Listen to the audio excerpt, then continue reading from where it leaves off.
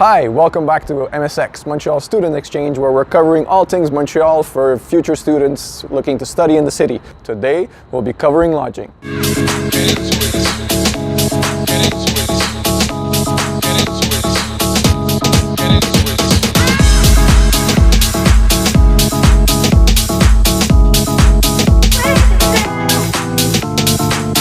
Here's the lowdown on student housing. Basically, you have three options: university residencies, private housing, or hosting services for students. Your choice of accommodation, location, and meal plan will dictate how much it will cost you.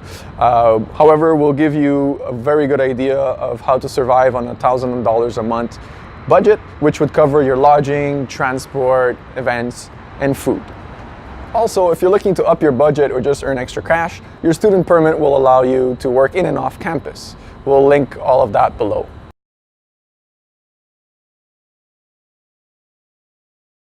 University residences are convenient but not always the cheapest. A private room can quickly escalate the cost, as well as an optional meal plan. We have a dedicated video on food, so before opting for the meal plan, I strongly suggest you spend 5 minutes and watch it.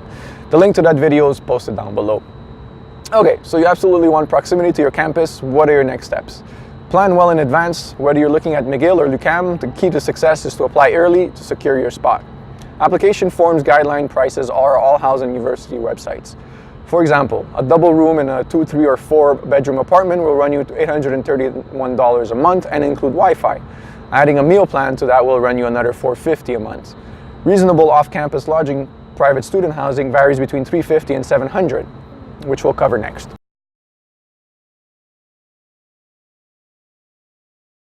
Private student housing / off-campus housing, there are plenty of options here. In my opinion, the Goldilocks of the three. Close enough to the campus, generally cheaper if you split it with a buddy, and allows you for the right amount of freedom.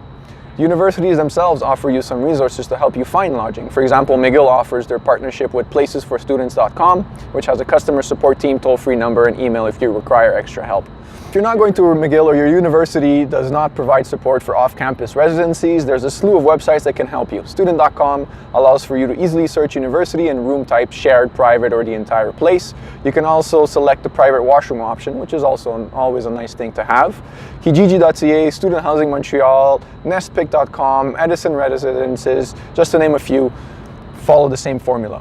The goal here is to buddy up with at least one other student, which should put you in the $450 to $700 range for a decent room with shared amenities such as laundry room, kitchen, washroom, and Wi-Fi.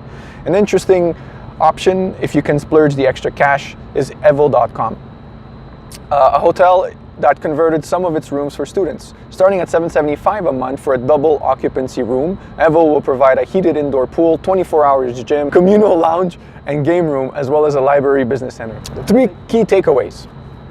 We have included a website that helps you identify bed bugs and a map of the recent exterminations. Key. Beware of scams on Kijiji or Craigslist. If they're asking you for money in advance, it's most probably a scam. All private student housing requires a lease to be signed. So all that information will be linked down below, so you can see all the terms and conditions of a lease in Quebec. Which brings me to the last point. Signing a lease means you're committed. If that lease is for 6 months and you decide to leave after 3, you're responsible for the full term of that lease.